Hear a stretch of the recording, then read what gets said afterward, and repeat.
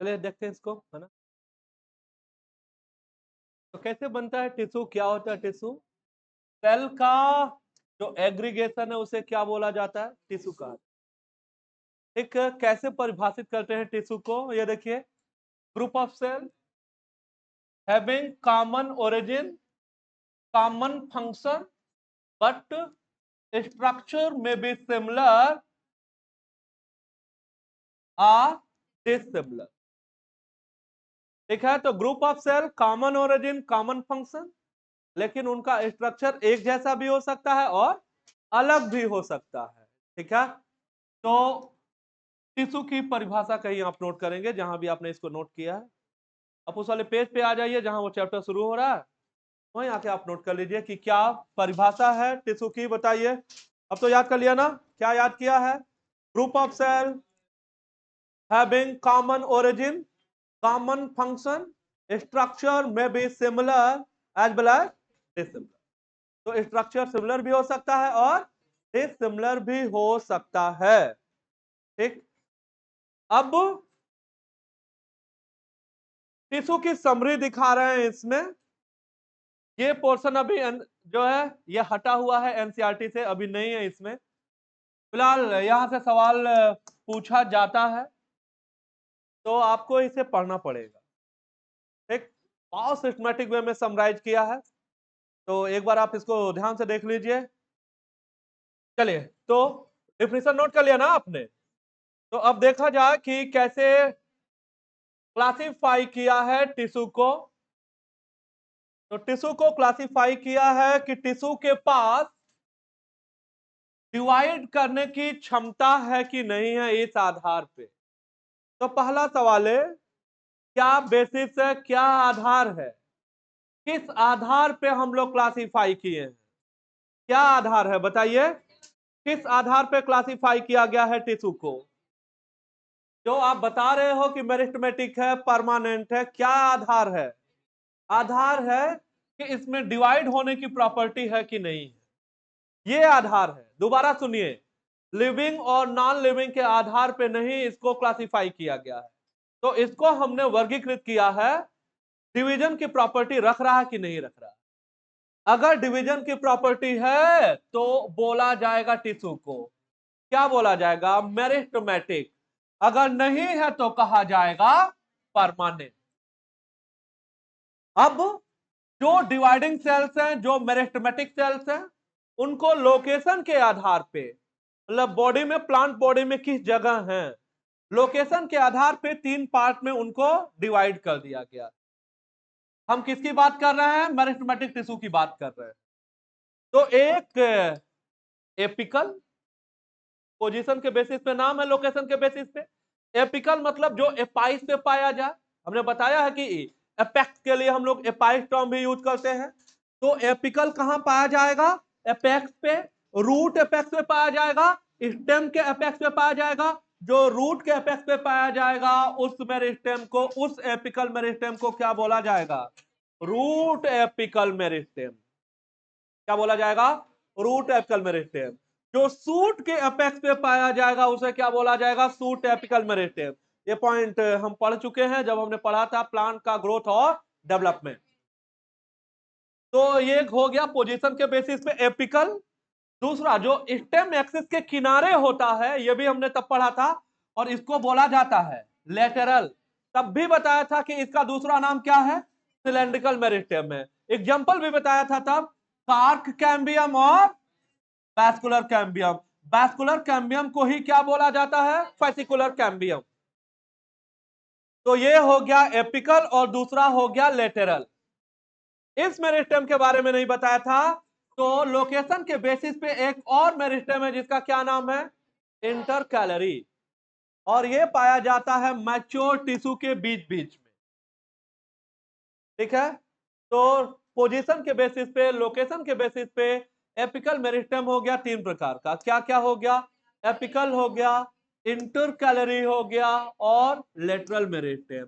अब apical meristem में दो एग्जांपल हो गए, रूट एपिकल मेरिस्टेम हो गया और सूट एपिकल मेरिस्टेम। राम शाम पहले भी बताया था, ये पाया जाएगा रूट एपेक्स पे, ये पाया जाएगा सूट एपेक्स पे। ठीक है, चलिए अब इन तीनों में ये दोनों, दैट मीन्स एपिकल और इंटरकैलरी, प्लांट बॉडी में अर्लियर आते हैं, पहले डेवलप होता है, इस वजह से क्या बोला जा रहा है, प्राइमरी मेरिस्टेम। तो एपिकल और इंटरकैलरी प्राइमरी मेरिस्टेम के एग्जांपल हैं, जबकि जो लेटरल मेरिस्टेम है वो प्लांट के बॉडी में लेटर पार्ट ऑफ लाइफ में आता है, बाद में आता है, इस वजह से ये सेकेंडरी। ठीक है, प्राइमरी मेरिस्टेम कराता है प्राइमरी ग्रोथ, और प्राइमरी ग्रोथ का मतलब होता है लंबाई में वृद्धि, लंबाई का बढ़ना। सेकेंडरी मेरिस्टेम कराएगा सेकेंडरी ग्रोथ, और आपको मालूम है सेकेंडरी ग्रोथ का क्या मतलब होता है, गर्थ बढ़ना, डायामीटर बढ़ना, या सर्कमफेरेंस, दैट मीन परिधि बढ़ जाना। ठीक है, तो ये दोनों किसके एग्जांपल हो गए, प्राइमरी के, और ये किसका एग्जांपल हो गया, सेकेंडरी मेरिस्टेम। ठीक है, तो लोकेशन के बेसिस पे तीन प्रकार के मेरिस्टेम, कौन कौन से, एपिकल, इंटरकैलरी और लेटरल। और लाइफ में, प्लांट के लाइफ में अपीयरेंस के आधार पे दो, प्राइमरी और सेकेंडरी। ये दोनों हो गए प्राइमरी और ये हो गया सेकेंडरी। तो सेकेंडरी मेरिस्टेम का एग्जांपल क्या हुआ, लेटरल। प्राइमरी मेरिस्टेम का एग्जांपल क्या हुआ, एपिकल और इंटरकैलरी। ठीक है, मेरिस्टेम नाम किसके द्वारा दिया गया है, नगेली के द्वारा। सवाल पूछा नहीं जाएगा, बस नोट। ओके, मैथमेटिक्स सेल की क्या पहचान है, दो बार हम लोग पढ़ चुके हैं, तो अब तीसरी बार नोट करने की जरूरत नहीं है। ठीक है, कहते हैं कैसे सेल होते हैं मेरिस्टेम, थिन सेलोजिक वॉल होता है, डेंस साइटोप्लाज्म होता है, प्रोमिनेंट न्यूक्लियाई होता है, मोर नंबर ऑफ प्लाज्मोडेस्मेटिक कनेक्शन, और टोटिपोटेंट होते हैं, लिविंग होते हैं, डिवाइडिंग होते हैं, है ना। तो अब उसको लिखने की जरूरत नहीं है कि कैसे होते हैं मेरिस्टेमेटिक सेल। ठीक, ये पार्ट हट गया है एनसीईआरटी से सवाल, लेकिन तब भी आते हैं, आपको याद रखना रहेगा, तो बहुत ज्यादा नहीं नोट किया है, और इंपॉर्टेंट जो पॉइंट है वही हमने नोट किया। अगला देखिए, अगला जो नॉन डिवाइडिंग की बात करोगे, तो नॉन डिवाइडिंग जो सेल्स है वो कौन से हो गए, वो परमानेंट है। दोबारा सुनो, जो डिवाइड होता है वो मेरिस्टेम, जो डिवाइड नहीं होगा वो परमानेंट। परमानेंट को तीन पार्ट में डिवाइड कर दिया है। परमानेंट को बोला जाता है सिंपल परमानेंट, कॉम्प्लेक्स परमानेंट, एक और पैटर्न होता है वो स्पेशलाइज्ड होता है। जो स्पेशलाइज्ड है उसमें लैटेक्स सेल और लैटेक्स बेसल आते हैं। ठीक है, बाकी इनके बारे में हमें कुछ नहीं जानना। ठीक है, पहले भी जब पहले दिया भी था, जब एनसीईआरटी में एक टॉपिक था, तब भी ये नहीं दिया था। ठीक है, स्पेशलाइज्ड फिलहाल हम पढ़ रहे हैं, तो हम लोग देख लेते हैं। परमानेंट तीन प्रकार का होता है, सिंपल होता है, कॉम्प्लेक्स और स्पेशलाइज्ड होता है। स्पेशलाइज्ड में अब दो होते हैं, लैटेक्स सेल होता है और लैटेक्स बेसल, तो पढ़ना नहीं है। तो बच गया दो, सिंपल और कॉम्प्लेक्स। सिंपल परमानेंट टिश्यू में तीन होते हैं, पीसीएस, क्या लिखा हुआ है, पीसीएस लिखा हुआ, पीसीएस लिखा हुआ। तो पी फॉर हो गया पेरेन्काइमा, सी फॉर हो गया कोलेनकाइमा, एस फॉर हो गया, है ना। कुछ इंपॉर्टेंट डिफरेंसेस हमने नोट किए हैं, जो हमें जानना है उसको आप देख लीजिए। तो पेरेन्काइमा और कोलेनकाइमा दोनों कैसे टिश्यूज हैं, लिविंग है, जबकि एस्क्लेरेन्काइमा क्या है, नॉन लिविंग है। पेरेन्काइमा कोलेनकाइमा दोनों क्या है, दोनों फोटोसिंथेटिक है, जबकि ये क्या है, नॉन फोटोसिंथेटिक है। सेल्स के बीच में गैप पाया जाता है तो कहेंगे इंटरसेलर स्पेस होता है, कहां होता है, पेरेन्काइमा में, जबकि कहां नहीं होता है। ओके, अब सेल्स के ऊपर डिपोजिशन की बात होगी। एस्क्लेरेन्काइमा में लिग्निन का डिपोजिशन होता है, कोलेनकाइमा में पेक्टिन और सेलुलोज का डिपोजिशन होता है, तो बोलते हैं पेक्टोसेलुलोजिक डिपोजिशन है। जबकि किसी प्रकार का कोई डिपोजिशन नहीं होता है, कहां, तभी तो क्या पाया जा रहा है, इंटरसेलर स्पेस। क्या पाया जा रहा है, इंटरसेलर स्पेस पाया जा रहा है, इंटरसेलर स्पेस पाया जा रहा है। एक बात है। अब अगला आता है, काम पूछा जाएगा। तो पेरेन्काइमा का काम है synthesis, secretion and storage. S S S, तीन एस लिखा हुआ है, तो क्या क्या है, सिंथेसिस है, सिक्रीशन है, और क्या है, स्टोरेज है। इधर आइए, कोलेनकाइमा एस्क्लेरेन्काइमा दोनों का काम है प्लांट टिश्यू को मजबूती देना। तो दोनों जगह देखो क्या लिखा है, मैकेनिकल स्ट्रेंथ, क्या लिखा हुआ है, मैकेनिकल स्ट्रेंथ। अब देखो, कोलेनकाइमा लिविंग भी है और मैकेनिकल सपोर्ट भी कर रहा है, मैकेनिकल स्ट्रेंथ दे रहा है। पूछा जाएगा कौन है लिविंग मैकेनिकल टिश्यू, बहुत इंपॉर्टेंट है। तो बताइए कौन होता है लिविंग मैकेनिकल टिश्यू? तो कोलेनकाइमा है लिविंग मैकेनिकल टिश्यू। ठीक है, ये याद रखिएगा, लिविंग मैकेनिकल टिश्यू। अब परमानेंट में कॉम्प्लेक्स में आइए, तो कॉम्प्लेक्स में दो होते हैं, जाइलम होता है और फ्लोएम होता है। चाहे जाइलम हो चाहे फ्लोएम हो, दोनों में चार चार कंपोनेंट हो। जाइलम भी चार कंपोनेंट का बना हुआ, ट्रैकिड होता है, बेसल होता है, जाइलम फाइबर होता है और जाइलम पेरेन्काइमा। चार कंपोनेंट फ्लोएम में भी होते हैं। क्या क्या होगा? ट्यूब ट्यूब होगा, कंपेनियन सेल होगा, फ्लोएम फाइबर होगा, फ्लोएम पेरेन्काइमा होगा। तो चार कंपोनेंट जाइलम के बताइए और जल्दी से चार कंपोनेंट फ्लोएम के बताइए। चार कंपोनेंट जाइलम के, चार कंपोनेंट फ्लोएम। ट्रैकिड हो गया, बेसल हो गया, xylem fibre, xylem parenchyma. Okay, और इधर ट्यूब ट्यूब हो गया, कंपेनियन सेल हो गया, और कुछ, और कुछ फ्लोएम फाइबर, फ्लोएम पेरेन्काइमा। ठीक है, अब इधर देखो, सिर्फ जाइलम पेरेन्काइमा लिविंग है, बाकी तीन कंपोनेंट जाइलम के क्या हैं? Non living. तो जाइलम के कौन से तीन कंपोनेंट नॉन लिविंग है बताओ? ट्रैकिड हो गया, बेसल हो गया, जाइलम फाइबर है, तीनों क्या है? जबकि पेरेन्काइमा अभी हम पढ़ के आ रहे हैं, क्या होता है पेरेन्काइमा? जाइलम पेरेन्काइमा है तो पेरेन्काइमेटस सेल, तो क्या होगा? लिविंग होगा। यहां देखो, यहां इन चार में सिर्फ फ्लोएम फाइबर नॉन लिविंग है, बाकी ये तीनों क्या है? तो क्या हमने बताया? हमने ये कहा कि जाइलम में तीन कंपोनेंट नॉन लिविंग है, जबकि फ्लोएम में तीन कंपोनेंट क्या है? लिविंग। जाइलम में तीन कंपोनेंट नॉन लिविंग है, फ्लोएम में तीन कंपोनेंट लिविंग। ठीक है, तो इतनी ये बेसिक बात है टिश्यू के बारे में जो हमें जानना है।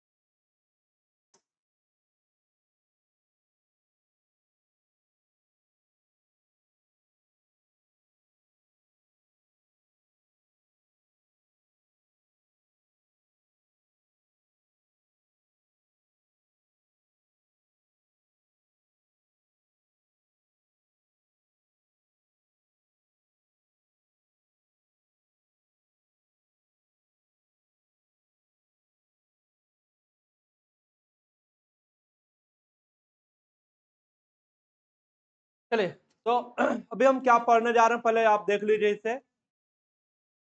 सबसे पहले ये बताएगा टिश्यू सिस्टम के बारे में बताने जा रहा है, प्लांट में पाए जाने वाले टिश्यू सिस्टम के बारे में। प्लांट का हम कोई सा भी पार्ट ले लें, उनमें जितने टिश्यूज हैं उनको हम 3 पार्ट में डिवाइड कर सकते हैं। ठीक है, ये कोई भी पार्ट आप कंसीडर कर सकते हो, आप इसको रूट मान सकते हो, आप इसको स्टेम मान सकते हो, आप इसको लीफ मान सकते हो। ठीक बात है। तो ये प्लांट का कोई पार्ट है, कुछ भी मान लो आप। अब सबसे पेरीफेरी पे, जो सबसे आउटर मोस्ट टिश्यू का जो लेयर सिस्टम होगा, सबसे किनारे, सबसे पेरीफेरी पे, वही क्या कहलाएगा? क्या लिखा है पढ़ना? Epidermal tissue system. क्या कहलाएगा? तो सबसे पेरीफेरी वाला, जो सबसे किनारे होगा, वो क्या कहलाएगा? ओके, जाइलम और फ्लोएम को मिला के बोला जाता है वैस्कुलर बंडल, और वैस्कुलर बंडल बनाता है वैस्कुलर टिश्यू सिस्टम। क्या बनाता है? Vascular tissue system. Epidermal tissue system और वैस्कुलर टिश्यू सिस्टम के बीच में जो कुछ भी होता है, वो सब क्या बोला जाता है? वो सब बोला जाता है ग्राउंड टिश्यू सिस्टम। क्या बोला जाता है? Ground tissue system. Ground tissue system बना होता है किसका? सिंपल टिश्यूज का। अभी हम पढ़ के आ रहे हैं क्या होता है सिंपल टिश्यू। पेरेन्काइमा, कोलेनकाइमा और एस्क्लेरेन्काइमा। तो सबसे पेरीफेरी पे क्या आएगा? Epidermal tissue system. ठीक है, सेंटर में क्या आएगा? Vascular tissue system. बाकी जो बच गया वो सब कुछ क्या है? Ground tissue system. Okay, epidermal tissue system किसका किसका बना होता है? एपिडर्मल सेल्स होते हैं, एपिडर्मल अपेंडेजेज होते हैं, और क्या होता है? स्टोमेटा। तो कौन से 3 कंपोनेंट है जिसका बना हुआ है epidermal tissue system? Epidermal cells हैं, एपिडर्मल अपेंडेजेज हैं, और क्या? और क्या होगा? स्टोमेटा होगा। स्टोमेटा। ये डायग्राम जल्दी से फिनिश।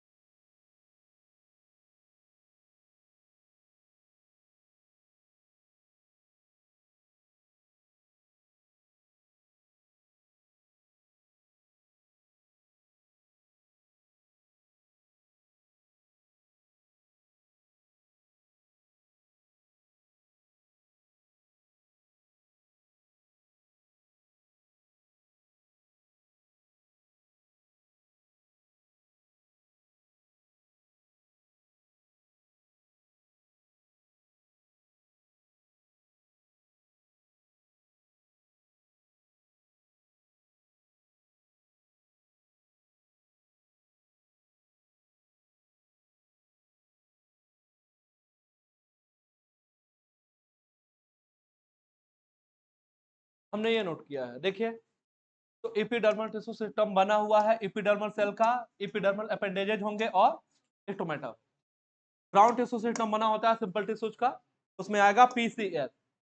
और वैस्कुलर टिश्यू सिस्टम बना होता है,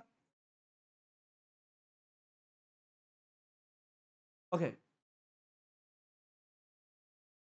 ग्राउंड टिश्यू सिस्टम का एक और नाम है, वो है fundamental tissue system.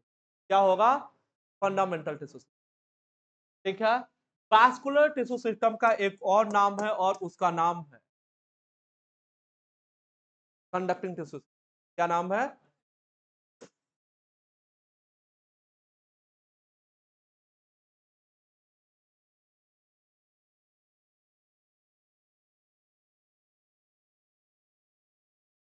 Ground tissue system का क्या नाम है?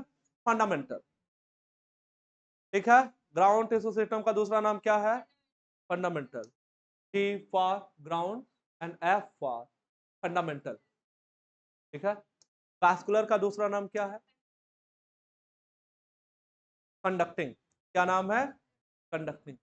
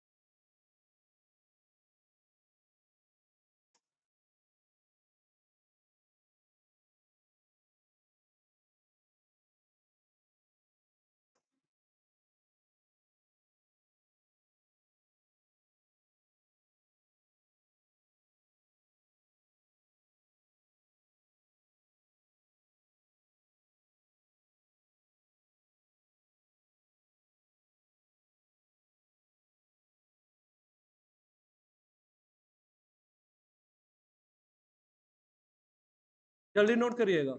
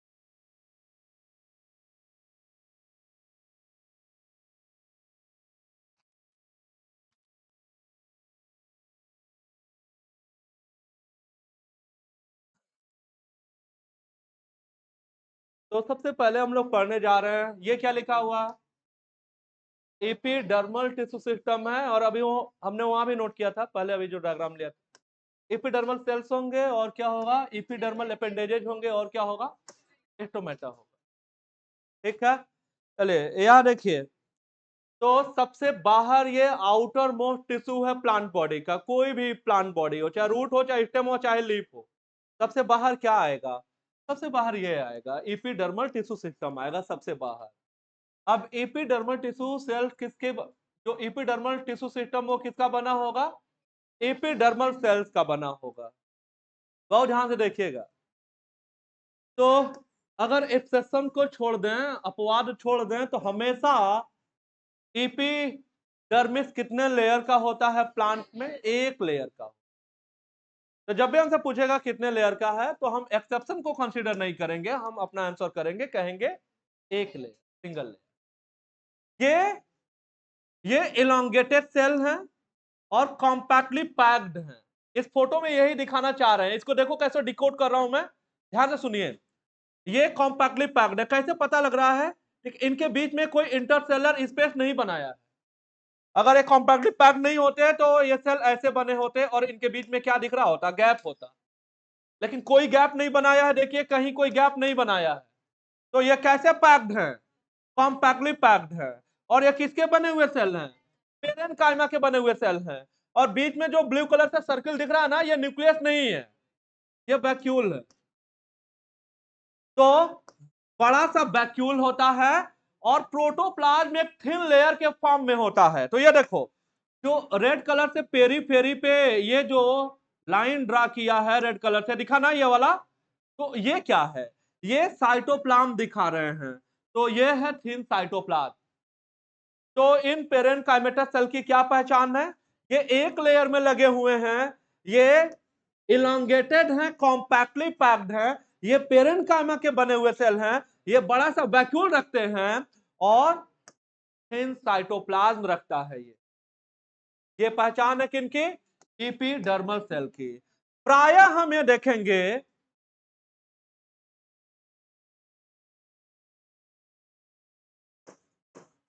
ये आफेल लिखा हुआ है, तो प्रायः हम देखेंगे इसे किससे कवर्ड होते हैं, लिखा है कवर्ड विथ। तो किससे कवर होते हैं ये, तो ये क्यूटिकल से कवर होते हैं, ये लिखा है ऑफन कवर्ड विथ। तो एपिडर्मल सेल प्रायः किससे कवर्ड होते हैं, क्यूटिकल से कवर होते हैं। क्या होता है क्यूटिकल, थिक वैक्सी कोटिंग होता है। क्या होता है, थिक, थिन नहीं, थिक वैक्सी कोटिंग होता है, क्यूटिकल बोला जाता है। और सबसे इंपॉर्टेंट सवाल यह है, कहां के एपिडर्मिस पे क्यूटिकल की कोटिंग नहीं, रूट के। सीधी सी बात है, वैक्सी कोटिंग है, रूट पे लगा दोगे तो वाटर और मिनरल का एब्जॉर्प्शन नहीं हो पाएगा, तो रूट में नहीं होगा। तो कहां होगा ये बता दो, कहां होगा, स्टेम में होगा और कहां होगा, लीफ में होगा। तो स्टेम और लीफ के एपिडर्मिस पे क्यूटिकल तो पाया जाएगा, लेकिन रूट के एपिडर्मिस पे कोई क्यूटिकल, सीधी बात। एपिडर्मल अपेंडेजेस पे आ जाओ, अब ये हेयर के फॉर्म में होगा, रूट में होगा तो जानते हो क्या बोला जाएगा, root hair. Root hair unicellular होता है कि मल्टीसेलर होता है, पढ़ के आ रहा है यार, अभी पढ़ा था। किस जोन में होता है रूट हेयर, कहां से एराइज होते हैं, कौन सा जोन होता है, maturation zone, zone of maturation. Unicellular होता है कि मल्टीसेलर, काम छोटा बच्चा भी बता देगा क्या काम है, वाटर और मिनरल का एब्जॉर्प्शन। इधर आइए, स्टेम हेयर का अपना एक खुद ही नाम है, क्या नाम है उसका, ट्राइकोम। तो स्टेम हेयर को क्या बोला जाता है, ट्राइकोम बोला जाता है। यूनिसेलर होता है कि मल्टीसेलर, याद रखिएगा, रूट हेयर होता है यूनिसेलर, जबकि स्टेम हेयर होता है मल्टीसेलर। सवाल है इंपॉर्टेंट, आगे आइए। सॉफ्ट भी हो सकता है और हार्ड भी हो सकता है। तो सॉफ्ट हो सकता है, स्टिफ हो सकता है, ब्रांच भी हो सकता है और अनब्रांच भी हो सकता है, सेप्टेट भी हो सकता है और ए सेप्टेट भी हो सकता है, सेप्टेट भी हो सकता है और ए सेप्टेट। इवन ये सिक्रेटरी भी हो सकता है, क्या हो सकता है, सिक्रेटरी भी हो सकता है। और हम कहें बताना ट्राइकोम का क्या काम है, तो ट्रांसपिरेशन से होने वाले वाटर लॉस को रोकता है, तो प्रिवेंट करता है किसको, वाटर लॉस। ये हो गया, ठीक है। अगला स्टोमेटा की बात करेंगे, तो स्टोमेटा एक स्टोमेटा, स्टोमेटा को स्टोमा भी बोला जाता है। तो एक स्टोमेटा या एक स्टोमा बना होता है दो बीन शेप, बीन शेप मतलब राजमा शेप का, ठीक है, या यही किडनी का शेप भी है। तो दो बीन शेप सेल्स का बना हुआ है, इन्हें क्या बोला जाता है? Guard cell. क्या बोला जाता है? गार्ड सेल कहा जाता है। क्या होते हैं गार्ड सेल? ये मॉडिफाइड एपिडर्मल सेल है। तो दो गार्ड सेल मिलके एक स्टोमेटा बनाते हैं। जैसे ये देखो, ये दो गार्ड सेल हैं। अब इनके बीच में जो पोर होगा वही स्टोमेटा का क्या है? पोर है। तो ये क्या दिखाया जा रहा है? स्टोमेटल पोर या स्टोमेटल एपर्चर, स्टोमेटल पोर या स्टोमेटल एपर्चर, ये दिखाया जा रहा है। अब ध्यान से देखना, गार्ड सेल में ये देखो रिंग बनाया हमने ग्रीन कलर का, एक्चुअली ये है क्या? क्लोरोप्लास्ट। मैं ये बताना चाह रहा हूं कि जो गार्ड सेल है वो फोटोसिंथेटिक है कि नॉन फोटोसिंथेटिक? फोटोसिंथेटिक है। क्यों बताना जरूरी है? मेरी बात ध्यान से सुनना। गार्ड सेल से जो सटे हुए सेल है, बोला जाएगा विसिनिटी में जो सेल है, तो गार्ड सेल से जो सटे हुए सेल है, ये देखो 1 2 नंबर वेरिएबल होता है इनका। तो गार्ड सेल से जो सटे हुए सेल हैं, इन सेल को क्या बोला जाता है? सब्सिडियरी। क्या बोला जाता है? सब्सिडियरी सेल बोला जाता है। तो सब्सिडियरी सेल क्लोरोप्लास्ट को नहीं रखता है, तो सब्सिडियरी सेल फोटोसिंथेटिक नहीं है। जबकि गार्ड सेल क्लोरोप्लास्ट को रखता है, तो वो क्या होगा? वो फोटोसिंथेटिक होगा। गार्ड सेल और सब्सिडरी सेल दोनों क्या हैं? दोनों मॉडिफाइड एपिथेलियम है। तो किसके modified, sorry, modified epidermal cell है। किसके एपिडर्मल सेल है? कहां पाया जाता है स्टोमेटा? कहां पाया जाता है? लीफ में और यंग स्टेम में। लीफ में तो होता ही होता है, और कहां होता है? यंग स्टेम में होता है। तो ये दोनों मॉडिफाइड एपिथेलियम है, चाहे गार्ड सेल की बात कर लो चाहे, दोनों मॉडिफाइड एपिथेलियल है। कौन क्लोरोप्लास्ट रखता है दोनों में? Guard cell. कौन नहीं रखता है? तो कौन फोटोसिंथेटिक होगा? Guard cell. वो फोटोसिंथेटिक है, तभी वो स्टोमेटा ओपनिंग एंड क्लोजिंग में उसका रोल होगा, जबकि सब्सिडियरी सेल का रोल नहीं होगा। ओके, अब ये देखो, एक सवाल और याद कराना चाह रहा है, देखना जरा। ये एक गार्ड सेल है, और जो स्टोमेटल पोर है उस साइड में जो वाल है उसे क्या बोला जाएगा? इनर वाल। दोबारा देखो, ये है गार्ड सेल, ये है गार्ड सेल, ये है पोर। पोर के साइड में जो वाल है गार्ड सेल का, वो कौन सा वाल कहलाएगा? और वो क्या है? इससे यही दिखाने की कोशिश की है ताकि ये फोटो आपको याद हो जाए और ये आपको याद रहे। तो जो इनर वाल है वो थिक है, जबकि जो आउटर वाला क्या है? थिन है। तो गार्ड सेल का जो आउटर वाल है वो थिन होता है, और जो इनर है वो थिक होता है। ठीक है, चलिए एक सवाल और। ग्रासेज में, ग्रेमनी फैमिली में जो गार्ड सेल का शेप है वो ऐसा आपको नहीं दिखेगा, ये शेप दिखेगा ऐसा।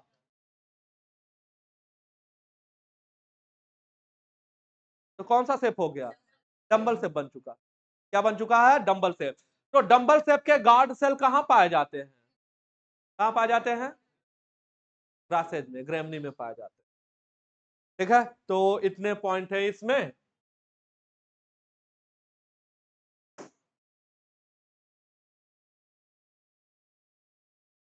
तो एपिडर्मल टिश्यू सिस्टम बना है, देखिए इधर, एपिडर्मल सेल, स्टोमेटा और एपिडर्मल अपेंडेजेस।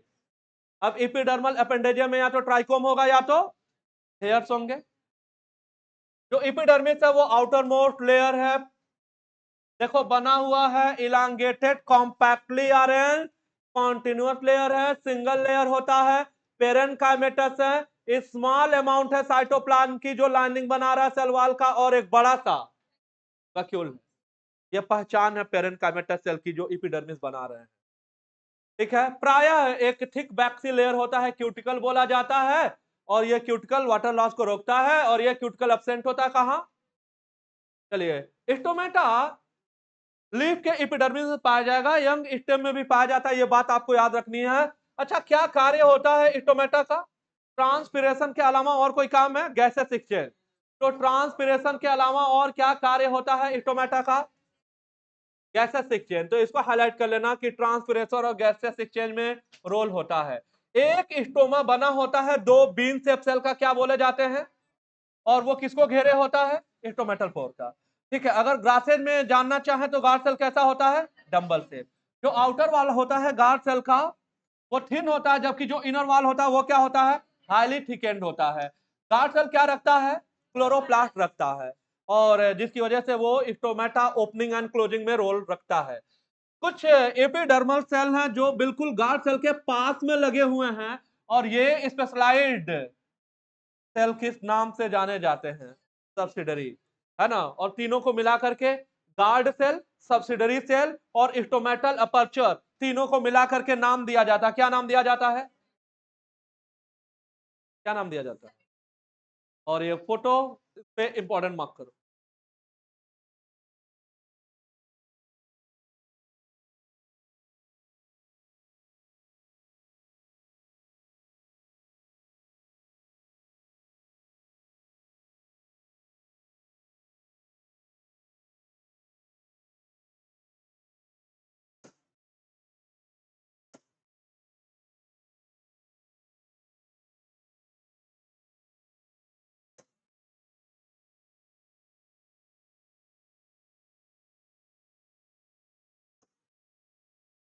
देख लिया फोटो, देख लिया तो नाम बताओ।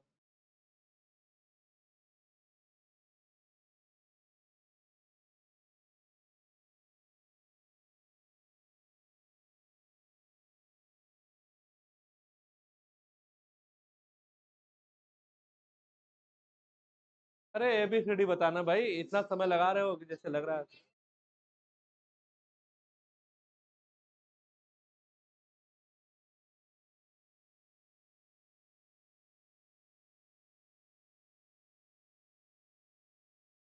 बता रहे हो, क्या बता रहे हो।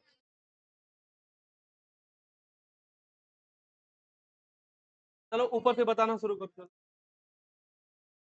ये क्या है,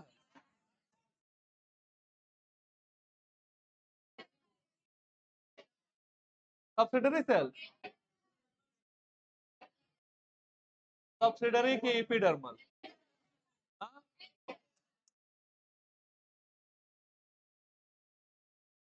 ये क्या है,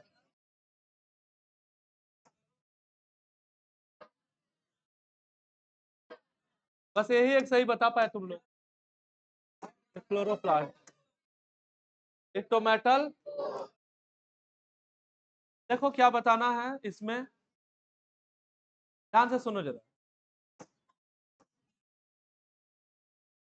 अभी हम लोग इसको पढ़ रहे हैं, बहु आप ध्यान से आप देख रहे हो तो आपने पहचान लिया है करेक्टली। फिलहाल जब काफी दिनों बाद ये फोटो आपके सामने आएगा ना, तो आप हर बार ये गलती करोगे कि आप समझोगे कि ये तो गार्ड सेल है, बिल्कुल इसमें कोई कंफ्यूजन नहीं है, कभी भी नहीं कंफ्यूज होगे। लेकिन हर बार आपको लगेगा ये क्या है, ये सब्सिडरी सेल। ऐसा नहीं है। अब आप हमारी बात समझ गए होंगे, मैं क्या कहना चाह रहा हूं, समझ गए ना, क्या कहना चाह रहा हूं मैं। ये गार्ड सेल है, और इसके जो सटे हुए सेल है, विसिनिटी वाले सेल ये हैं, ये देखो 1 2 3 एंड 4, क्या हमने नंबर लिखा है। ये सेल क्या है, ये सेल है सब्सिडरी सेल। बस ये बात बतानी है, है ना। तो काफी दिन हो जाए और न दोहराए रहे तब भी आप ध्यान से देखिएगा, गार्ड सेल के बिल्कुल जो सटे हुए सेल हैं वो सेल क्या है। बाकी ये लीफ है तो बाकी सेल तो क्या होंगे, एपिडर्मल होंगे। ये भी एपिडर्मल सेल है लेकिन ये मॉडिफाई हो गए। ये क्या है, गार्ड सेल। चलो इसमें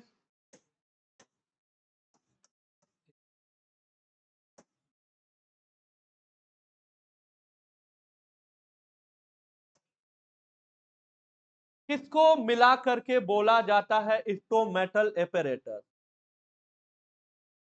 ABCD में किसको मिला के बोला जाता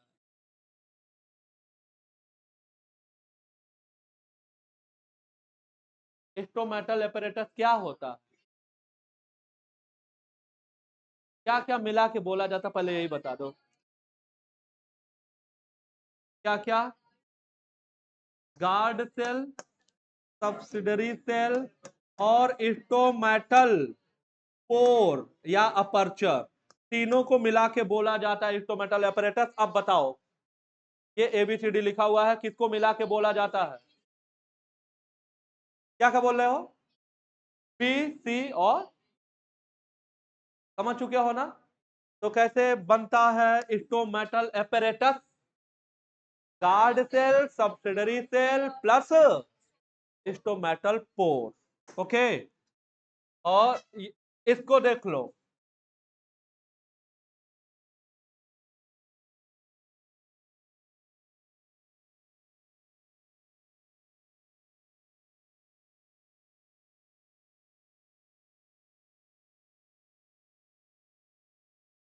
ये देखो, ये दिख रहा है डंबल शेप का है ना, तो ये क्या है? ये दोनों क्या है? Guard cell. ये क्या है? इसका पोर। इसके बगल वाला जो सेल है ये क्या है? और ये कौन सा सेल है? ये दोनों फोटो जो है वो इंपॉर्टेंट है, मिस्टेक मत करिएगा, क्या इंपॉर्टेंट है। और ये डंबल शेप कहाँ पाया जाता है? ग्रासेज में पाया जाता है। चलो,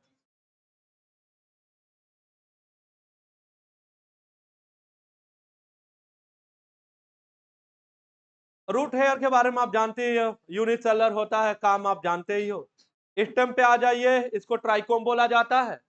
और ये मल्टीसेलर होता है, ब्रांच हो सकता है, अनब्रांच हो सकता है, साफ्ट हो सकता है, स्टिप हो सकता है, इवन ये सिक्रेटरी हो सकता है, एक अलग से ऐड किया है, सेप्टेट भी हो सकता है और ए सेप्टेट भी हो सकता है। और हेल्प करता है किसमें? ठीक है, ये पॉइंट हमने जो इसमें पढ़ना था हमने कवर कर लिया है कि किस जगह होता है ग्राउंड टिश्यू सिस्टम, किसका बना होता है, याद करा दिया, पी, सी और एस। पी, सी और एस, पेरेन्काइमा, कोलेनकाइमा। और एक सवाल और जो कई बार बता चुके हैं आपको, लीफ के ग्राउंड टिश्यू को क्या बोला जाता है? मीजोफिल। क्या बोला जाता है? मीजोफिल। ठीक है, तो ये बताओ C4 प्लांट में जो कार्बोक्सिलेशन का एंजाइम होता है वो मीजोफिल में होता है कि बंडल शीथ में होता है? C4 प्लांट में कार्बोक्सिलेशन का एंजाइम, C4 प्लांट में कार्बोक्सिलेशन का एंजाइम मीजोफिल में होता है कि बंडल शीथ में होता है? हाँ,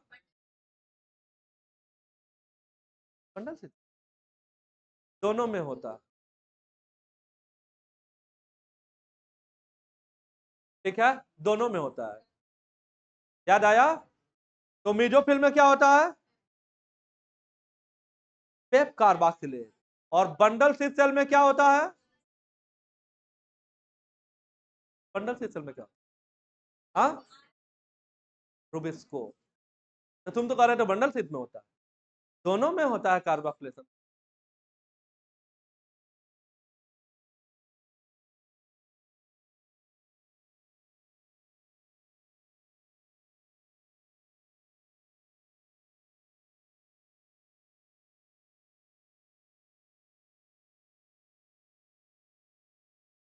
चलिए, अभी हम लोग पढ़ के आ रहे हैं, जो सर्किल हमने बनाया था, लिखा था कि वास्कुलर टिश्यू सिस्टम किसका बना होता है?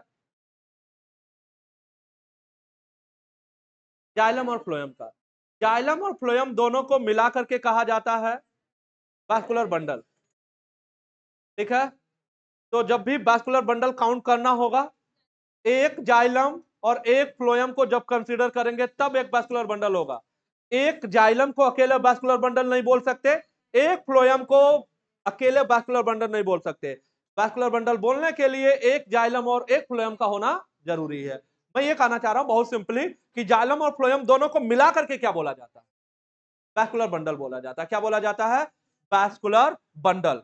तो मेरे बात ध्यान से सुनो, जाइलम और फ्लोएम दोनों को मिला करके बोला जाता है, क्या बोला जाता है? Vascular bundle. तो जाइलम और फ्लोएम टुगेदर कॉन्स्टिट्यूट, दोनों मिलके क्या बनाते हैं? दोनों मिलके बनाते हैं वास्कुलर बंडल। दोनों मिलके बनाते हैं वास्कुलर बंडल। तो कई किनारे नोट करिए, यहीं आसपास में, जाइलम प्लस फ्लोएम बराबर vascular bundle. Xylem plus phloem बराबर वास्कुलर बंडल।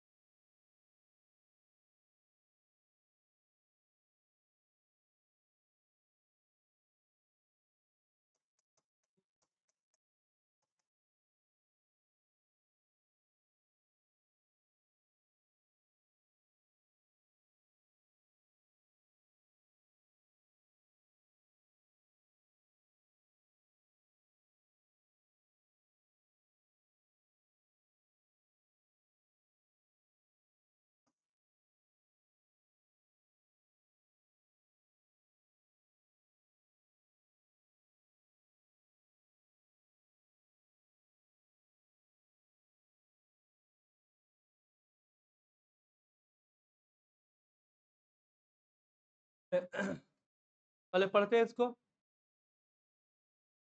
हाँ, अभी हम लोग पढ़ रहे थे कि जाइलम और फ्लोएम दोनों को मिला के क्या बोला जाता है? Vascular bundle. ठीक है, दो पार्ट में क्लासिफाई कर दिया है। एक साइड में देखिए क्या लिखा हुआ है, रेडियल, और दूसरे साइड में क्या लिखा हुआ है? कंजॉइंट। रेडियल और कंजॉइंट। अब ध्यान से सुनिए जरा, तो रेडियल है और कंजॉइंट है, इसको ध्यान से देखो। यहां जाइलम और फ्लोएम जो है वो अल्टरनेट रेडियस पे है और डिफरेंट रेडियस पे है। इस बात को इसमें देखिए, इस वाले फोटो में समझिए। देखिए ये क्या है? फ्लोएम, फिर क्या है? जाइलम, फिर फ्लोएम, फिर जाइलम, फिर फ्लोएम, फिर जाइलम, फिर फ्लोएम, फिर जाइलम। तो जाइलम और फ्लोएम क्या आ रहे हैं? अल्टरनेट आ रहे हैं। जाइलम आ रहा, फ्लोएम आ रहा, फिर जाइलम, फिर फ्लोएम। तो जाइलम और फ्लोएम क्या हो रहे हैं? अल्टरनेट रेडियस पे आ रहे हैं। और अल्टरनेट के साथ साथ ये क्या है? डिफरेंट रेडियस पे है, अलग अलग रेडियस पे। जबकि यहां देखिएगा, यहां पे ये है फ्लोएम और ये क्या है? ये है जाइलम। तो यहां फ्लोएम और जाइलम क्या है? ये है सेम रेडियस।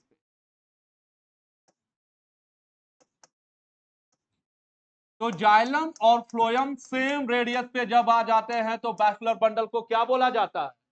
कंजॉइंट कहा जाता है। जाइलम और फ्लोएम जब अलग अलग रेडियस पे होते हैं तो इसे क्या बोला जाता है? रेडियल। ठीक, तो क्या लैंग्वेज पकड़ना है सवाल में? ध्यान से सुनिए।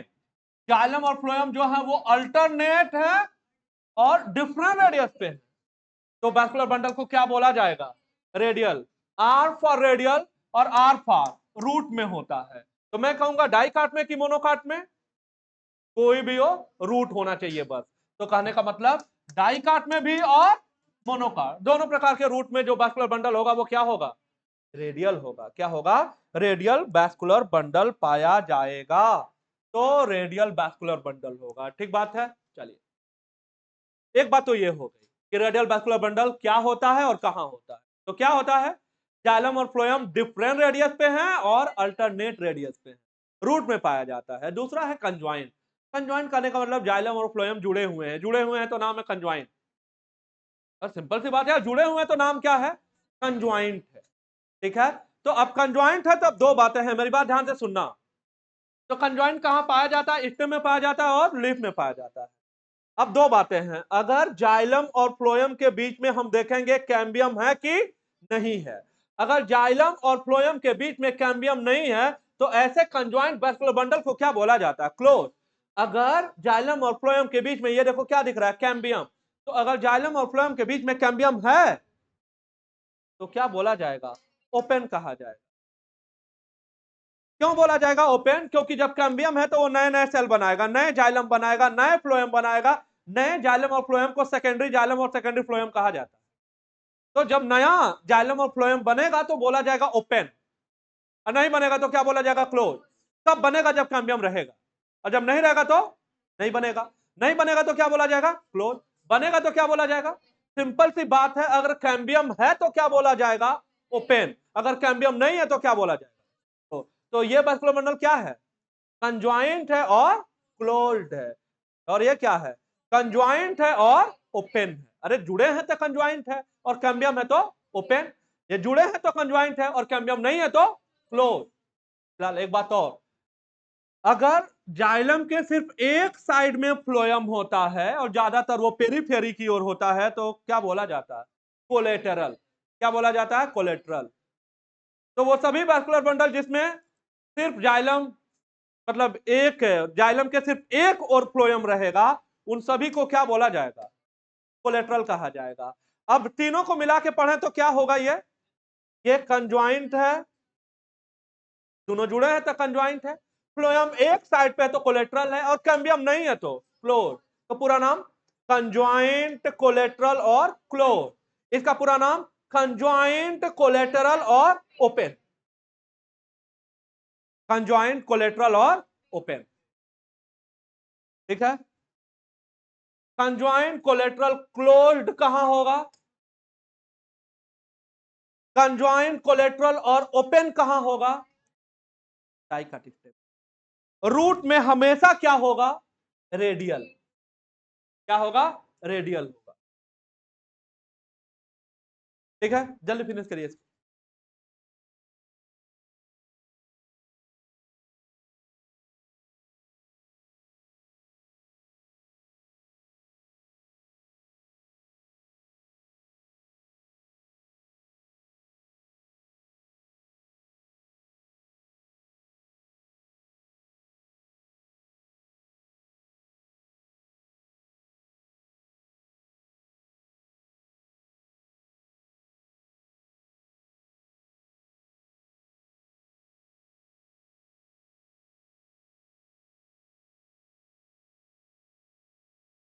क्या पहचान है रेडियल की? सेम रेडियस के different radius, different and alternate. R for radial and R for root. कहां पाया जाएगा? कंज्वाइन स्टेम में और लीफ में। ठीक है। क्लोज्ड क्या होता है? कैम्बियम है कि नहीं है? अगर कैम्बियम नहीं है तो क्या बोला जाएगा? हाँ, और कैम्बियम है तो क्या बोला जाएगा? डाइकाट स्टेम में वास्कुलर बंडल को बताओ, क्या क्या बताने वाले हो? डाइकाट स्टेम में क्लोज बता रहे हो। डाइकाट स्टेम में क्या बताओगे? Conjoint, collateral and open. Monocot stem में क्या बताओगे? Conjoint, collateral and close. Leaf में क्या बताना रहेगा? कंज्वाइंट है। बाकी जब लीफ पढ़ेंगे तो और जानेंगे। क्लोज ही होगा, जाहिर सी बात। कंज्वाइंट होगा और क्लोज्ड होगा, कोलेट्रल होगा, ओपन नहीं होगा। पत्तियों में सेकेंडरी ग्रोथ नहीं होता।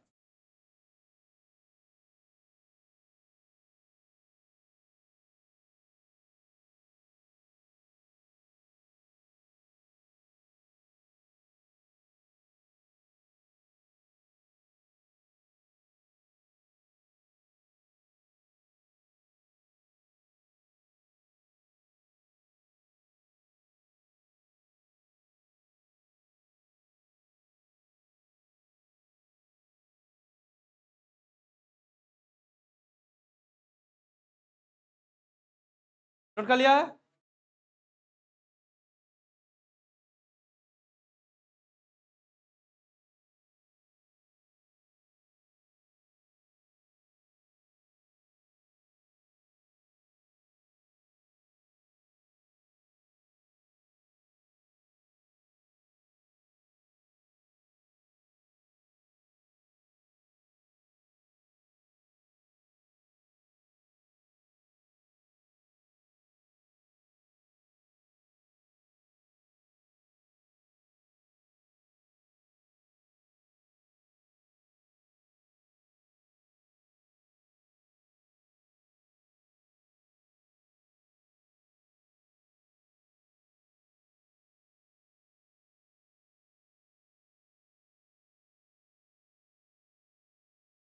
नोट कर लिया है?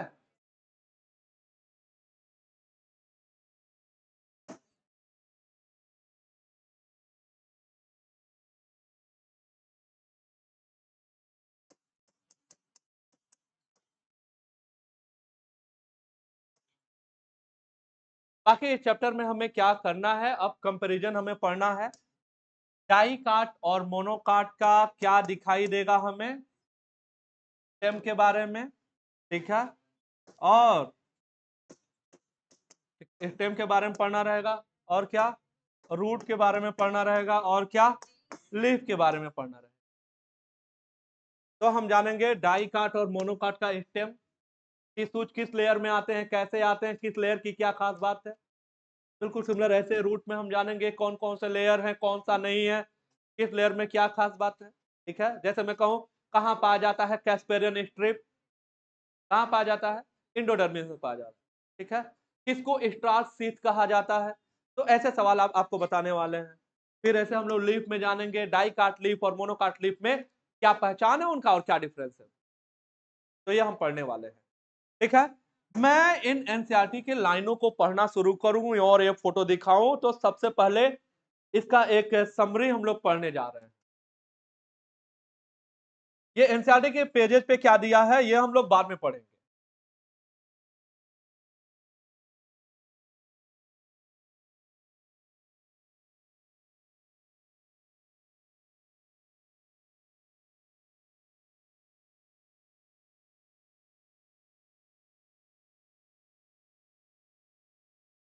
अभी आप कुछ भी नोट नहीं करेंगे, है ना, कुछ भी लिखना नहीं, आप इसको बस ध्यान से देखिए पहले। तो सबसे पहले लीफ वाला पोर्शन हमने इसमें कंसीडर नहीं किया, लीफ हम अलग से पढ़ने वाले हैं। अभी हम जानने जा रहे हैं, सबसे पहले स्टेम के बारे में बात की गई है, फिर रूट के बारे में बात की गई है। स्टेम में पहले डाइकाट के बारे में बात की गई है और फिर मोनोकाट के बारे में। रूट में भी पहले डाइकाट लिखा हुआ है और फिर क्या लिखा हुआ है, मोनोकाट। तो ये कॉलम पहले क्या बना, पहले आप इसको देखिए, पहले कॉलम में क्या है, दूसरे कॉलम में क्या है, तीसरे में क्या है। ओके, अब इधर देखो, लेफ्ट हैंड साइड में ये वर्टिकली क्या दिखाया जा रहा है, ध्यान से सुनो। ये देखना, इपिडर्मिस, स्टोमेटा और अपेंडेजेस। एक्चुअली आप समझ गए होंगे ये है क्या, ये है एपिडर्मल टिश्यू सिस्टम, ये है वास्कुलर बंडल। तो ये क्या है, ये है वास्कुलर टिश्यू सिस्टम।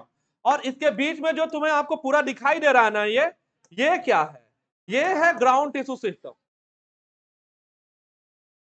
ये है ग्राउंड टिश्यू सिस्टम। तो हम ये जानना चाह रहे हैं कि स्टेम में, रूट में, लीफ में ये जो टिश्यू सिस्टम हम अभी पढ़ के आ रहे हैं वो कैसे अरेंज्ड, कैसे अरेंज्ड है। ठीक है, इसी के बारे में जानकारी दी गई है, अभी आप कुछ भी नोट नहीं करोगे। तो सबसे पहले हम लोग बात करने जा रहे हैं जो इपिडर्मल सेल। तो सबसे पहले हम लोग एपिडर्मिस के बारे में बात करेंगे, दैट मींस हम लोग सबसे पहले एपिडर्मल टिश्यू सिस्टम के बारे में बात करना चाह रहे हैं। कहां कहां, dicot stem, monocot stem, dicot root और मोनोकाट रूट। इसको आप बहुत ध्यान से समझिएगा, इसके बाद से जब हम वो एनसीईआरटी की लाइनअप पढ़ना शुरू करेंगे तो कुछ बचा नहीं रहेगा उसमें। ठीक है, बस आप इसको एक बार समझ लो। तो सबसे पहले हम लोग बात करने वाले हैं जो एपिडर्मल सेल है। और अभी हम लोग कह रहे थे कि एपिडर्मल सेल कितने लेयर का है, देखना सभी जगह क्या लिखा हुआ है। तो चाहे स्टेम रहेगा, चाहे रूट रहेगा, चाहे लीफ रहेगा, अगर एक्सेप्शन को भूल जाएं तो हर जगह एक लेयर का। दूसरा, अभी हम लोग कह रहे थे कि प्रायः एपिडर्मिस के ऊपर क्यूटिकल होता है, कहां नहीं होता है, देखना क्या लिखा हुआ है, रूट में क्यूटिकल क्या है, एब्सेंट, जबकि यहां जो है ये क्यूटिकल क्या होगा। चलो दूसरा देखना, स्टोमेटा। स्टोमेटा पत्तियों में पाया जाता है और स्टेम में जब यंग होता है तब होता है। रूट में होता है क्या स्टोमेटा, नहीं होता। देखो क्या लिखा हुआ है रूट वाले कॉलम में, एब्सेंट है। ठीक है, यहां देखो क्या लिखा, मे बी प्रेजेंट, हो सकता है, मैच्योर में नहीं होगा, जब यंग रहेगा स्टेम तब क्या पाया जाएगा, स्टोमेटा। तो दो लाइनें हमने फिनिश कर। तीसरा है अपेंडेजेस। अब रूट है तो रूट हेयर होगा ही होगा, चाहे डाइकाट हो चाहे मोनो। तो रूट ही क्या जिसके पास रूट हेयर ना हो, फिर किस काम का। तो चाहे डाइकाट हो चाहे मोनोकाट हो, वो क्या रखेगा, रूट हेयर होगा। एक पॉइंट अब आपको याद करने पड़ेगा यहाँ पे, वो देख लीजिए। जो आप ट्राइकोम की बात करते हो ना, ट्राइकोम जो है डाइकाट स्टेम में होता है, जो स्टेम हेयर होता है वो कहां नहीं होता है, मोनोकाट स्टेम। तो सही मायने में अब आपको एक पॉइंट याद कराया मैं यहाँ पे कि जो ट्राइकोम है वो कहां एब्सेंट है, मोनोकाट स्टेम। और इसी के साथ हम लोगों ने क्या फिनिश कर लिया, एपिडर्मल टिश्यू सिस्टम चारों जगह फिनिश। तो पहली लाइन में हमने क्या कहा, एपिडर्मिस हमेशा एक लेयर का होगा, चाहे कुछ भी हो, चाहे डाइकाट स्टेम हो चाहे मोनोकाट स्टेम हो। फिर उसी लेयर पे क्यूटिकल की बात की, रूट में नहीं होगा, स्टेम में होगा। स्टोमेटा की बात करोगे, रूट में नहीं होगा और स्टेम में हो सकता है। और जब अपेंडेजेस की बात करोगे तो रूट है तो होगा ही होगा। और यहाँ पे ट्राइकोम मोनोकाट स्टेम में नहीं होगा, सिर्फ कहां होगा, सिर्फ कहां होगा। ओके, अब आ रहा है ग्राउंड टिश्यू सिस्टम। और ग्राउंड टिश्यू सिस्टम में सबसे पहले देखिए एक लेयर आ रहा है, क्या नाम है इसका, हाइपोडर्मिस। क्या है, हाइपोडर्मिस। ये पढ़ने से पहले आप इसको ध्यान से देखिए जरा। मोनोकाट स्टेम को ड्रा कर रहा हूं तो सबसे बाहर एपिडर्मिस, ठीक है, एपिडर्मिस। ठीक, उसके बाद से जो है यहां पे आने वाला है हाइपोडर्मिस। और हाइपोडर्मिस के बाद यहां बाकी कोई लेयर नहीं आएगा, सीधे वैस्कुलर बंडल आ जाएगा जो इस ग्राउंड टिश्यू में बिखरे हुए। ठीक है, तो ये बातें हमें ध्यान देनी है। अभी तक हम लोग जो इपिडर्मल टिश्यू सिस्टम है उसको फिनिश किए हैं। ठीक है, अब आगे आगे हम लोग हाइपोडर्मिस के बारे में बात करने वाले हैं। अब हम लोग आ गए हैं ग्राउंड टिश्यू सिस्टम में इंटर करके। कहां आ गए हैं? ग्राउंड टिश्यू सिस्टम में। तो लेयर आ रहा है, क्या नाम है उसका?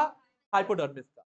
ठीक है, चलिए ये देखिए, रूट में हाइपोडर्मिस नहीं होता है ना। तो कहेगा कौन नहीं रखता है हाइपोडर्मिस? आप समझ गए होंगे कैसे आप ऑप्शन देगा, डाइकाटिस्टेम, मोनोकाटिस्टेम में से रूट का कोई ऑप्शन देगा। तो कहां नहीं होता है? रूट में नहीं पाया जाता है। क्या नहीं पाया जाता है? हाइपोडर्मिस नहीं। रूट में हाइपोडर्मिस नहीं होता। तो एक सवाल ये आपको याद कराया कि रूट में नहीं। अब हाइपोडर्मिस का सबसे इंपॉर्टेंट सवाल, डाइकाटिस्टेम में ये किसका बना हुआ है? कोलेनकाइमा का। जबकि मोनोकाटिस्टेम में ये किसका बना है? एस्क्लेरेनकाइमा का। किसका बना है? एस्क्लेरेनकाइमा। सबसे इंपॉर्टेंट सवाल है, आप याद रखिएगा। तो डाइकाट में कोलेनकाइमा और मोनोकाट में एस्क्लेरेनकाइमा।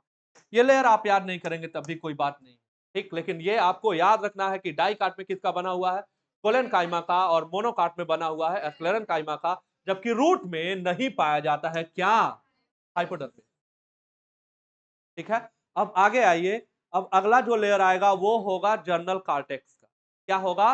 जर्नल कॉर्टेक्स का होगा। ठीक है, अब यहीं से डिफरेंस आ रहा है डाइकाट और मोनोकाट स्टेम में। ध्यान से सुनो, ये हो गया इपिडर्मिस और ये हो गया हाइपोडर्मिस। अब देखना, अब जर्नल कॉर्टेक्स, इंडोडर्मिस और पेरिसाइकल नहीं आ रहे हैं। कहां? मोनोकाट में। तो इसके बाद अब जो कुछ होता है ना उसको ग्राउंड टिश्यू बोला जाता है। और उसी ग्राउंड टिश्यू में क्या दिखेगा? Vascular bundle. तो ये सिंपली किसको शो कर रहा है? ये मोनोकाट स्टेम को। तो मोनोकाट स्टेम में क्या क्या नहीं आएगा? जर्नल कॉर्टेक्स नहीं आएगा, इंडोडर्मिस नहीं आएगा और पेरिसाइकल। तो जो जर्नल कॉर्टेक्स हो गया, इंडोडर्मिस है और पेरिसाइकल, ये मोनोकाट स्टेम में क्या होंगे? अब्सेंट होंगे। ठीक है, लेकिन ये लेयर, चाहे आप जर्नल कॉर्टेक्स की बात करो, चाहे इंडोडर्मिस की बात करो, चाहे पेरिसाइकल की बात करो, ये पाए जाते हैं डाइकाट स्टेम में, डाइकाट रूट में। और चलो अब ध्यान से सुनना, जर्नल कॉर्टेक्स जहां भी पाया जाएगा, चाहे वो रूट हो चाहे स्टेम हो, अब आप जानते हो कहां पाया जाता है। मोनोकाट स्टेम में नहीं पाया जाता है, बाकी तीनों जगह पाया जाता है। जहां पाया जाता है ये बना होता है थिन वॉल, राउंडेड। और हाँ, ये जो पार्ट है ये इसका है, ये गलती से इसमें लिख गया है, इसको यहां होना चाहिए। तो जो जर्नल कॉर्टेक्स है वो बना है thin walled rounded parenchymatous cell का, और इनके बीच में इंटरसेलर स्पेस पाए जाते हैं। यही पूरी बात यहां भी है और यही पूरी बात यहां भी। तो जहां कहीं भी पाया जाएगा जर्नल कॉर्टेक्स, वो बना होगा थिन वॉल्ड पेरेंट काइमेटा सेल का, और उनके बीच में क्या पाया जाएगा? Intercellular space. क्या पाया जाएगा? इंटरसेलर स्पेस पाया जाएगा। क्लियर है ये बात? ओके, अब इसके बाद आ जाओ। इसके बाद अगला जो लेयर आता है वो है इंडोडर्मिस का। ठीक है, इंडोडर्मिस का ये कॉर्टेक्स का सबसे इनर मोस्ट लेयर है। ठीक है, एक्चुअली इन तीनों को मिला करके कार्टिकल रीजन बोला जाता है। क्या बोला जाता है? कार्टिकल रीजन कहा जाता है। कार्टिकल रीजन तीन पार्ट में डिफरेंशिएट हो सकता है, हाइपोडर्मिस, जर्नल कॉर्टेक्स और इंडोडर्मिस। इसी वजह से देखो क्या करा, अच्छा ये पोर्शन इसका है, तो जो इनर मोस्ट लेयर होता है कॉर्टेक्स का, ये इंडोडर्मिस है। ये सिंगल लेयर होता है। जैसे इपिडर्मिस सिंगल लेयर होता है, वैसे इंडोडर्मिस भी क्या होता है? सिंगल लेयर होता है। और ये रखता है स्टार्च ग्रेन्यूल को। किसको रखता है? स्टार्च ग्रेन्यूल को। इस वजह से इसे नाम दिया जाता है स्टार्च शीथ। तो ये हमारे लिए बहुत इंपॉर्टेंट सवाल है कि स्टार्च शीथ किस लेयर के लिए नाम है? एंडोडर्मिस के लिए। कहां? यही सब वो सवाल है, जब हम एनसीईआरटी अभी रीड करेंगे तो उसमें आएंगे। ठीक है, ये हो गया। ओके, अब यहां देखिए, जब आप इंडोडर्मिस की बात रूट में करोगे, चाहे डाइकाट हो चाहे मोनोकाट हो, दोनों में एक ही बात लिखा है, कॉमन बात लिखा हुआ। क्या लिखा हुआ है? कि भाई इनर लेयर होगा। सही बात है, देखो यहां भी लिखा हुआ था कि इनर लेयर है ये कॉर्टेक्स का, ये सिंगल लेयर होता है। रूट में ये बैरल शेप सेल के बने होते हैं और थिकनिंग होती है सुब्रीन की रेडियल और टेंजेंशियल वाल में, और यही जो सुब्रीन की कोटिंग होती है एक स्ट्रिप के फॉर्म में होती है और उसे क्या नाम दिया जाता है? Casparian strip. तो कैस्पेरियन स्ट्रिप कहां होता है? एंडोडर्मिस में होता है। कहां? रूट में। किस रूट में? दोनों में, चाहे डाइकाट हो और चाहे मोनोकाट हो। तो कैस्पेरियन स्ट्रिप कहां पाए जाते हैं? एंडोडर्मिस में पाए जाते हैं। क्या होता है? सुब्रीन का बैंड होता है। कहां? एंडोडर्मिस के सेल्स पे। सेल्स पे कहां? तो आंसर है रेडियल और टेंजेंशियल वाल पे। कहां होता है कोटिंग? रेडियल और टेंजेंशियल वाल पे ये कोटिंग होती है। ये हो गया एंडोडर्मिस के बाद। पेरिसाइकिल पे आइए, बहुत इंपॉर्टेंट। क्या लिखा हुआ है? Semi lunar patches of sclerenchyma. ये सब लाइनें एनसीईआरटी जब पढ़ेंगे तो दिखेंगी आपको। तो ये है semi lunar patches of sclerenchyma, बहुत इंपॉर्टेंट है। डाइकाट स्टेम में पेरिसाइकिल किसका बना हुआ है? क्या आंसर है हमारा? सेमी ल्यूनर मतलब अर्धचंद्राकार, तो इसी फॉर्म में पैच होगा। तो semi lunar patches of sclerenchyma, semi lunar patches of sclerenchyma. ठीक है, यहां तो है ही नहीं। अब यहां पे क्या याद करना है? थिकवाल्ड पेरेनकाइमा। तो रूट में पेरिसाइकिल क्या बताना है? चाहे डाइकाट हो चाहे मोनोकाट हो, सेम क्या बताना है कि थिकवाल्ड पेरेनकाइमेटस सेल का बना है। यहां पे क्या कहा? Semi lunar patches of sclerenchyma. यहां पे क्या बोलना है? क्या बोलना है? थिकवाल्ड पेरेनकाइमेटस। अब वैस्कुलर बंडल के बारे में आ जाओ, याद करके आ ही रहे हो, अभी तुरंत ही पढ़ा है। डाइकाट स्टेम में कंजॉइंट है, कोलेटरल है और ओपन है। ठीक है, यहां क्या है? कंजॉइंट है, कोलेटरल है और क्लोज्ड है। अब ध्यान से सुनना, एक्जार्च और इंडार्च में क्या डिफरेंस है जब एनसीईआरटी पढ़ेंगे तो अभी, तो तब हम जानेंगे। फिलहाल स्टेम में चाहे डाइकाट हो चाहे मोनोकाट हो, प्रोटोजाइलम और मेटाजाइलम के अरेंजमेंट के बेसिस पे कंडीशन को बोला जाता है इंडार्च। तो बस स्टेम होना चाहिए, स्टेम के लिए क्या बोला जाएगा? इंडार्च। तो अब जरा मिला के बोलना चारों को, कंजॉइंट, कोलेटरल, ओपन और इंडार्च। कहां हो गया? इधर बोलो, कंजॉइंट, कोलेटरल, क्लोज्ड और इंडार्च। रूट है ना, सॉरी स्टेम है ना, तो दोनों जगह क्या बोला जाएगा? इंडार्च। अब इंडार्च और एग्जार्च है क्या, ये हम लोग बाद में जानेंगे। तो ये तो हो गया वैस्कुलर बंडल के बारे में। स्टेम में, रूट में अभी पढ़ के आ रहे हैं, R for root and R for radial. ठीक है, दोनों जगह रूट है तो दोनों जगह क्या लिखा है? एग्जार्च। बाकी नंबर लिखा हुआ वैस्कुलर बंडल का, देखिए क्या लिखा है? 2 से 4, तो डाई टू टेट्रा आर्च होगा। और यहाँ 6 से ज्यादा होता है, 6 से ज्यादा होगा तो क्या बोला जाता है? Poly arch. क्या बोला जाता है? पॉली आर्च कहा जाता है। ठीक है, बहुत इंपॉर्टेंट है ये पूरा सेगमेंट। ये तो बस एक समरी है, बाकी हम आगे पढ़ने वाले हैं। चलिए, पिच को याद कराने के लिए ऐसे मैं नोट कर रहा हूं, अब इसको डिकोड करना आप सीख लीजिए। मोर लिखा हुआ, मोर का मतलब ज्यादा। ठीक है, बात हो रही है किसकी? पिच की। पिच की बात हो रही है। मोर मतलब ज्यादा, ज्यादा पिच की बात हो रही है। That mean well develop pitch की बात हो रही है। ये लिखा है मोनोकाट और ये लिखा है रूट। Monocot, root. तो मोनोकाट रूट में पिच क्या होगा? मोर होगा, मतलब ज्यादा होगा। तो मोनोकाट रूट में, और इसके उल्टा बोलना है। तो मोनोकाट का क्या बोलेंगे? डाइकाट। रूट का उल्टा क्या बोलेंगे? स्टेम। तो मोनोकाट रूट में और डाइकाट स्टेम में पिच क्या होता है? Well developed. तुमने क्या याद किया? पिच के लिए क्या याद किया? मोर। मोर का मतलब ज्यादा। मोर में लिखा हुआ है मोनोकाट रूट, उसके उल्टा बोलना रहेगा। तो मोनोकाट रूट और डाई काट स्टेम में वेल डेवलप पिच है, बाकी जो बच गया उसमें कहेंगे रिड्यूस्ड है, या कहेंगे अब्सेंट है, या कहेंगे पता ही नहीं लग रहा है, दैट मींस इनडिस्टिंक्ट है। तो मोनोकाट रूट और डाई काट स्टेम क्या बोल रहे हैं? वेल डेवलप्ड है। और जो बच गया वहां क्या बोल रहे हैं? क्या बोल रहे हैं? रिड्यूस्ड, अब्सेंट या इनडिस्टिंक्ट। रिड्यूस है, अब्सेंट है या इनडिस्टिंक्ट है। ठीक है, बाकी हम लोग नेक्स्ट लेक्चर इतना ही पढ़ाए थे उस वाले बैच। तो आप हाँ इसको नोट करके जाना रहेगा, इसको नोट करके जाइए। तो नेक्स्ट लेक्चर पे अब एनसीईआरटी से रीड करेंगे जो इसमें हमने पढ़ा।